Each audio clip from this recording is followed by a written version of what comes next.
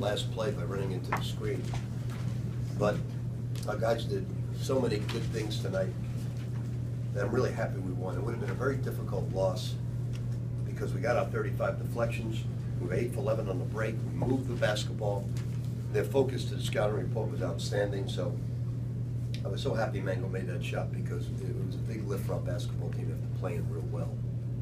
What we tried to do, obviously, we didn't have a lot of time to run a lot of motion. We were hoping that Terry could get in the lane, look down low to Montrez if he couldn't turn the corner. Mango was the 64th option. But I will say this. Mango has gone in the gym every night for the last 2 months, trying to, because nobody would play him, not this shot, but nobody would play him in the zone when he would catch the ball right below the foul line. Everybody would just back off. And I said to him, I said, well, he kept driving and turned the ball. I said, if you can't make a 14-foot shot, son, you can't play college basketball at the University of Louisville. So he went in with a couple of managers, and he worked the last 2 months. Now, he hasn't taken that shot, but it's fitting after putting 2 months of about 1,000 shots. And that shot was good from the moment it left his hands. So I'm real happy for him because he put in the work. Did you have time for anything to go through your mind when you saw him get the ball, or did it all just happen real quick? He had to shoot it, just like Montrez had to shoot it at that point. We didn't have a whole lot of options. We wanted Terry to get in there. Montrez, one of those guys to shoot it. Wayne wasn't having a good night. Certainly we didn't want Q to shoot it. So we had to get Terry to try and either get the shot or duck in Montrez. You guys only forced 2 turnovers at Virginia, and obviously tonight you had a bunch early and then you got a few more in the second half. What was Well, we got out 35 deflections. And, you know, when you play 59-57 and you have 19 deflections at halftime, you're going to not only have the lead, but you're going to be good on the break. We were 8 for 11 on the break.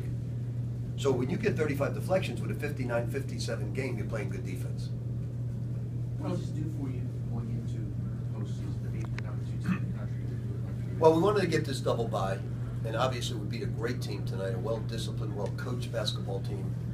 So we wanted to do it just by not caring about stats. Because I told them this is going to be, now, it was a much prettier game than I anticipated. Both teams moving the ball well, both, you know, in the first half of the other game, we telegraphed everything we were running. They knew we were going to run a pick and roll because we never created movement. Tonight we went across, we went back, we created ball movement, reversal, and that's why Q got so many good looks and made so many nice plays. I thought he played really good tonight because he didn't get beat that much defensively. And he took a quantum leap tonight in what we wanted to do. Coach, it seemed offensively that you guys stuck with the game plan, the passing, the movement. Is that something that shows growth? It did, and what I wanted to do, we have a very complex system defensively where we have 3 different presses, and we go man, zone, ball goes certain spots, we go back man, ball goes back out, we go back zone. All we were doing is confusing our own guys. We were okay with Chris. Once Q had to go in there, you know, it's too many changes for a freshman to come in and have to play that many minutes. So I said, I took out the film of the T-Will era, and I showed them exactly what I wanted them to do defensively in this situation. We messed up a few times by, what happens with the way we're playing it is, the forward's got to play the high post. So when the guard bumps the forward, he doesn't go low. Wayne, if you remember, excuse me, played the low post, the center came up, played the high post, Wayne tried to front him and they got over top. That's why you don't do that, unless you have Syracuse-type wings. Excuse me. Coach, do you think simplifying things on the defensive side, like you said, help the guys loosen up a little bit on the offensive end? I just think they guys like Quentin and some of the young guys, they have to think too much. It was very easy for the veterans. They love confusing the other opponent. They love the fact that the shot clock's winding down. They don't know when to run. These guys, when we lost Chris, are just not capable of doing that. So a lot of coaches call it dumbing it down. It's not dumbing it down. It's just limiting, just giving them a few defensive options so they don't have to think, they can just react. And that's why we got our deflections. One of the reasons why we haven't been getting the deflections, guys are thinking too much rather than just playing aggressive basketball. Coach, so when they had, after Mango's shot, you put Honest in there, and you guys did a nice job defensively. not letting them get the ball in bounds? Well, you can still lose the game, and I told our guys, we're going to get this deflection, and we're going to get the steal. We are not letting him get a shot off. I remember that one other time in my life.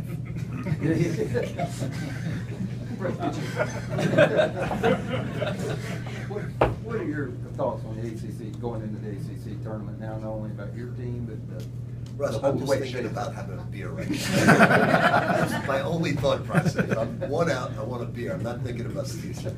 How big was It's a the- one-day contract. How big is the double bye? It's been a goal all year. It has been a goal, and you know, UB Brown told me when I was a young coach with him, and sometimes I don't think you guys realize how good a season this is, because I told you, and what happens, and I totally understand, you got a school up the street that's having a phenomenal year, and you all want us to be undefeated like them. I told you going into the season that we're not as good as the last 3 years. And I just based it on practice. I wasn't trying to play it down, but I said we could be very successful. And what UB said is, just care about one thing, getting the team to reach its potential. And this team has reached its potential because they've gotten better.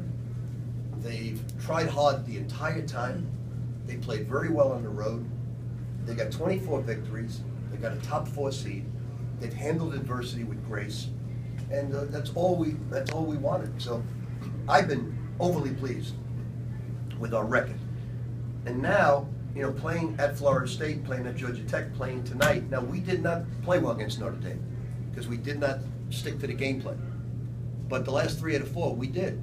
So I'm real proud of it. The guys have reached their potential. And they're developing into a team like the last few years. Now, can we make a run? All depends on the matchups. You know, if we get a team like Notre Dame, you know, we don't match up well with them. But Notre Dame's a little bit different than most teams. They play 4 guards.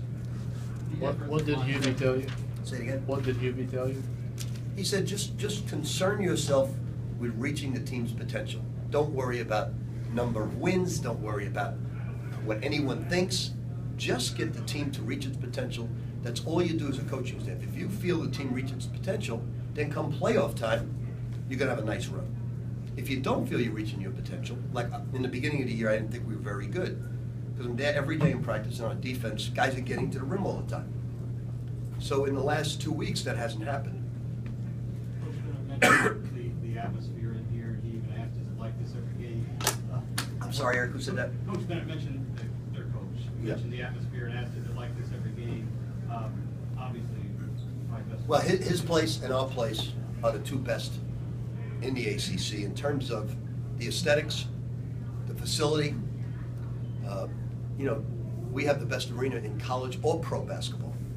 And the most amazing thing to me as I look back on this, because I really didn't think it would ever come to fruition, because there was a major recession going on. And it was still built, on time, under budget, with 35% minority, working, non-union. So kind of an incredible thing, incredible feat for our town. And we just had tonight was an unbelievable crowd, and I was blown away with 21,000 people with that type of weather the other night. Coach, did getting the early lead up dictate tempo in this game? Say it again, I'm sorry. Did getting the early lead up dictate tempo in this game today? I thought it would be an ugly game, and it was a well-played game. Few turnovers, great execution by both teams, outstanding defense, good rebounding. For Trez in his last game here, the effort, it just, like you said out there, he had to come out and he still just continues to go. Yeah, he needed a blow, and Jalen came in and gave us a good minute. I mean, he made a terrific move going to the basket. I've got a lot of confidence in Jalen, and what I told him, I met with every player individually before this game, and I told Jay, I said, Jay, look, there's going to come a game when Montrez's going to pick up 2 fouls. And I've got a lot of confidence that you can play. Now, I got to get Shaquan playing better defense, and I got to get him more. Right now he's 180 pounds, so there's not a whole lot I can do with him because he's very light. But I was really pleased with Quentin Snyder because he didn't hurt us defensively tonight. And if he doesn't hurt us, because he's a very good offensive basketball player, if he doesn't hurt us, and just think about this, in this type of game, he's shooting 28% from the field, 22% from the 3 in conference play. And he looked like he was averaging 22 points a game. He goes in the game, he throws blind lobs, and he shoots the ball as if he's averaging 20 points a game. So that's great confidence, and That comes within, because he knows his statistics. And in our meeting, I said, Q, what would you do if one of your point guards was shooting 28% from the field and shooting 22 from the three in conference play? What would you do? He said, probably sub him out. That was it verbatim. I said, no, we don't care about it. I said, you took a bad shot on the left side against Notre Dame that was challenged. I want you, I've got the confidence you can make every single shot and make every single offensive play. So I don't ever concern myself with your stats offensively. This is the first time, all I'm concerned about is your defense. And you've got to stop hurting us defensively. So on offense, just go out there and play, son. I got all the confidence in the world in you.